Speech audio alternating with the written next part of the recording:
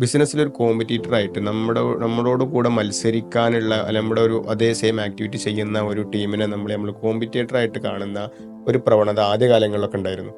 പക്ഷെ ഇപ്പോൾ എനിക്ക് തോന്നുന്നു ഇപ്പൊ അങ്ങനെ ഒരു സംഭവം ഇല്ല.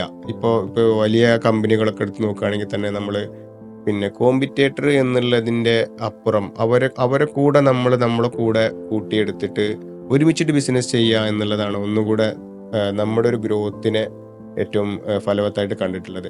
ഞങ്ങൾ ഈയിടെ ആയിട്ട് പിന്നെ നമ്മളെ ബി സ്കൂൾ ഇന്റർനാഷണൽ നിങ്ങൾ ചിലപ്പോൾ കേട്ടിട്ടുണ്ടാവും. അതിന്റെ അണ്ടറിലായിട്ട് ഒരു പിന്നെ 44ഓളം കമ്പനി ഓണേഴ്സ് പങ്കെടുത്ത ഒരു MBA പ്രോഗ്രാം ഉണ്ടായിരുന്നു. അതിൽ നിന്ന് മനസ്സിലായിട്ടുള്ളത് സെയിം ഫീൽഡിൽ വർക്ക് ചെയ്യുന്ന ഇപ്പോൾ അതിൽ കൂടുതലായിട്ട് ഉണ്ടായിരുന്ന മെഡിക്കൽ ഫീൽഡിൽ വർക്ക് ചെയ്യുന്നതായിരുന്നു. ഈ മെഡിക്കൽ ഫീൽഡിൽ വർക്ക് ചെയ്യുക എന്ന് പറയുമ്പോൾ ദുബൈനെ സംബന്ധിച്ചിടത്തോളം നല്ലൊരു ഓപ്പർച്യൂണിറ്റി ഉള്ള സംഭവമാണ്. നല്ല കോമ്പറ്റീഷൻ നടക്കുന്ന ഒരു ഫീൽഡ് കൂടെയാണ്.